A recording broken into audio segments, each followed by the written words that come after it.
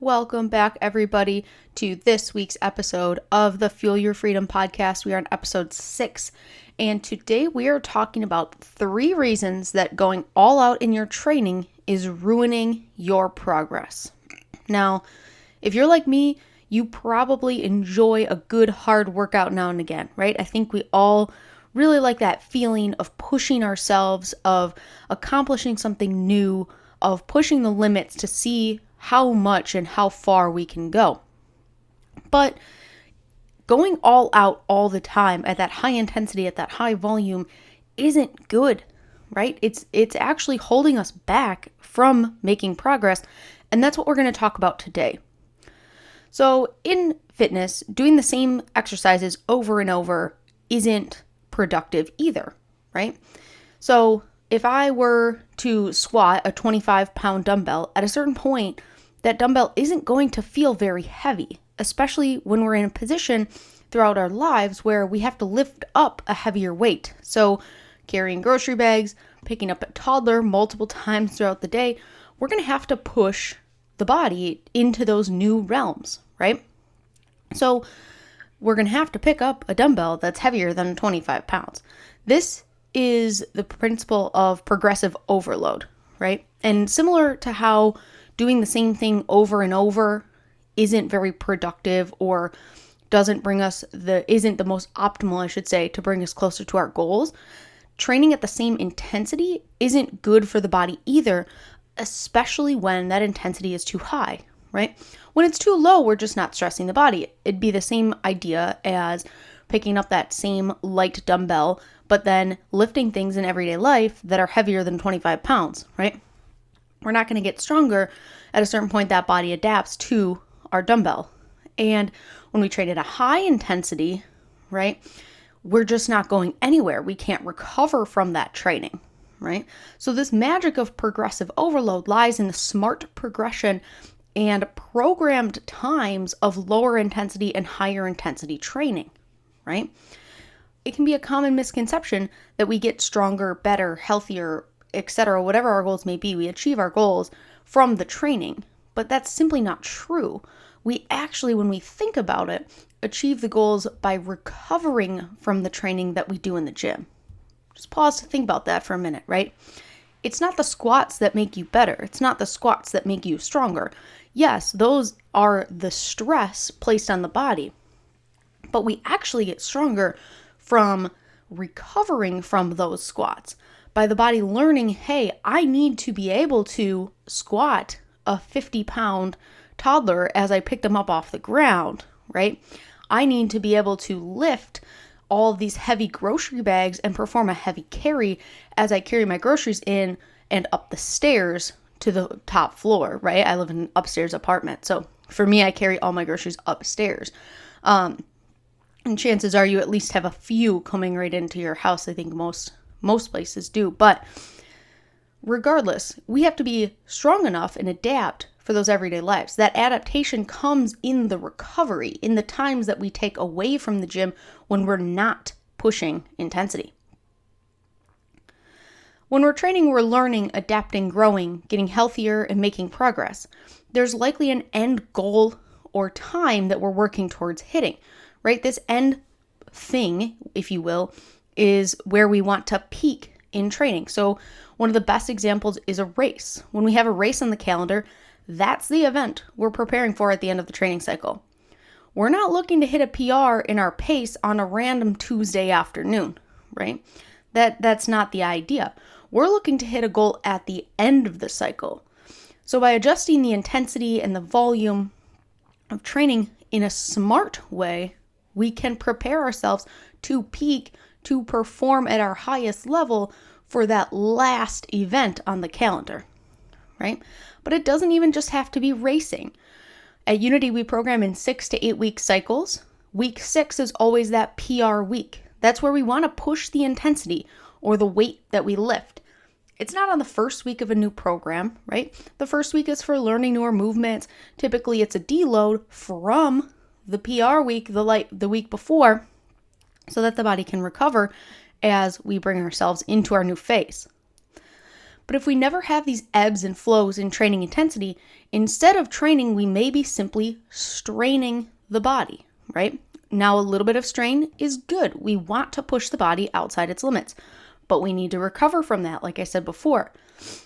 If we're just straining all the time, stress is high, we might notice the body breaking down, we feel like we can't recover, injury risk might be decreased. There's nothing good here, right? We want to make sure we're training intelligently, incorporating periods of higher and lower intensity. And again, intensity is weight lifted, higher and lower volume, or the amount of reps and sets and exercises that we're doing. And all throughout, there should be a good balance of movement patterns within each of our training sessions, right? So I think by now you've probably grasped that all out, high intensity, high volume is bad for our training. It just simply strains the body in ways we can't recover from. Now, this level will be different for everyone, but there is a level where your body will start to break down, where you can't push anymore. And that's where smart, intelligently programmed training comes in. But let's talk 3 specific reasons why training at this all-out high intensity may be holding you back. First and foremost, I've said it before, your body needs recovery, right? That's where we get better. That's where we improve. If we don't take time to recover and regenerate, injury risk goes up, the body breaks down, and there's chances are we won't reach our end goal. Now, let's talk the difference between recovery and regeneration. While they sound similar, I think it's an important distinction to make between the two. For me, I distinguish based on the Exos methodology. Recovery is passive, right? This includes time off from the gym, sitting around, sleeping, etc. We're not actually, quote unquote, doing anything. But recovery happens when we're not doing anything, right? But regeneration is active. This includes walking, foam rolling, and other soft tissue work, appointments with a massage therapist, chiropractor, physical therapy, mobility sessions, etc. It's practices that we actively participate in to move the needle forward and help prepare our body for a tough training session, right? So recovery is just waiting around. That body will repair itself. We know that it will. Regeneration is giving the body a little bit more feedback and encouraging that body to repair itself faster. Now, let's move on to our second reason that going all out is holding you back. You get trapped in an all or nothing cycle. Now, I talked about this in episode 3 when I talked about the power of living in that gray area. If you haven't listened to the episode or read the blog post on it, I'll include a short recap here, but you should go back and listen to that. The all or nothing cycle is terrible for our progress. When we get stuck in a stop and go cycle, there's way less movement forward than if we simply took smaller, more consistent action steps, right? You see this all the time in dieting. When people cut calories super low, it's unsustainable. They then spike calories way back up, regain any weight that they lost, and then they're back in that same position that they were in, right? So that's that all or nothing mentality. It's that stop, it's that go. There's no coast. There's no nice, smooth movement forward. It's a stop and go. So we either end up reversing some of the progress we made or get frustrated with simply having to, quote unquote, start over each time there's a setback. That's no way to live life and definitely not a way to approach a health and fitness goal. But when we train out all out and never take a break, super high intensity, there's no deloads, there's no day off, the body will force you to take a day off. This could be through a small setback like exhaustion or fatigue, or it could be through a larger one such as an injury. But your body knows. If you're not listening to what it's telling you, it will show you explicitly what it needs, right? So this all or nothing mentality can really set us back. We're either training all out or we're not training at all. But when we find that ebb and flow, we find those periods of higher intensity and lower intensity, we're able to sustain training over the long term. No longer is it a situation where we are forced to take a break. It's a situation where we want to take a break, right? Where we want to step back. And this leads me to our next and final reason that going all out is holding you back. So number 3 is You start doing things because you have to, not because you want to or because you enjoy the process of doing them. Now, there are times we have to rely on discipline. Making it to the gym or training hard won't always be rainbows and sunshine, and we're not going to be motivated 100% of the time. That's just how it is. I've talked on this before. If you've seen any of my posts on Instagram, I probably have quite a few on this topic.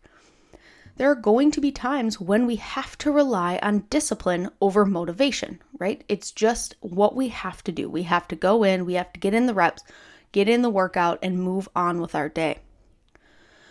But when we're training at a high intensity, it can become a form of control over our lives. Instead of us controlling the training can start to control us. We start to feel like we have to do these things. We start to not want to do them. We may even start to resent our goals in training, right? You might feel a sense of obligation that you just have to get this done. And this isn't like a one-time thing. This is an all the time, every time you step in the gym, you're dreading the training. You just don't want to do it, but you know that you have to, right? We should enjoy our training. This isn't a way to train. It's not fun, right? When we take time away from those heavy, high intensity days and we take time to deload and recover, we come back with a renewed passion and excitement for that training. Our body is recovered, ready to take on another high intensity or high volume training because we gave it that time off. We're not simply just pushing and pushing and pushing, forcing our body through what it cannot go through because we're not recovering from it, right? Like I said, that leads us back to number 2.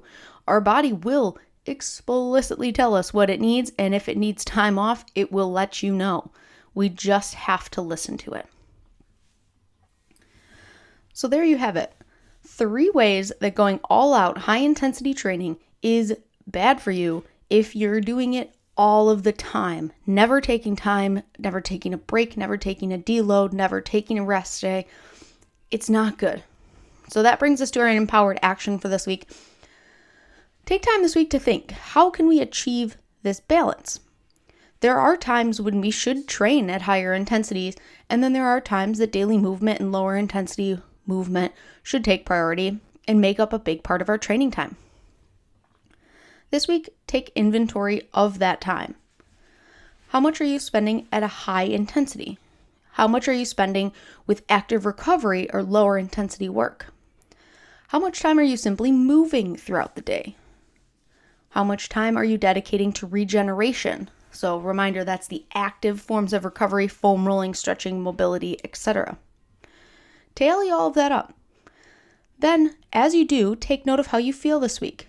If you're feeling achy, run down, blah, that's a technical term, blah, unmotivated, anxious, fatigued, etc., you might have to turn the dial up on your regeneration activities and turn down the dial on your training intensity, right? It might be time for a deload if you haven't taken one in a while. It can be difficult to listen to what our body's saying, but over time we can start to trust our body and what they're telling us about our health and fitness journey. It takes time. You're not going to get it maybe this week, right? But as we start to identify these patterns, we can then utilize them to influence our training moving forward to make more informed decisions on, you know what? It's not a deload, but I think I need one today. We start to listen to our body. We start to train in sync with our body instead of fighting it all the time, especially fighting it and pushing it through those high intensity, high volume workouts day after week, after month, after training cycle. All right, so that is all I have for you guys today. Thank you so much for tuning in to this week's episode, talking about a little bit of that high intensity and why we should fluctuate our training, incorporate those periods of low intensity. So I hope you guys have a good rest of your week, and I will chat with you next week. Bye, everybody.